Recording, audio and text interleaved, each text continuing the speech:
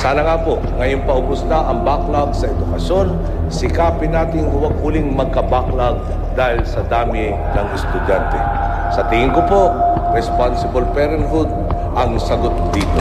Responsible parenthood ang sagot dito. Responsible parenthood ang sagot dito. Responsible parenthood ang sagot dito. Responsible parenthood ang sagot dito. Responsible parenthood ang sagot dito.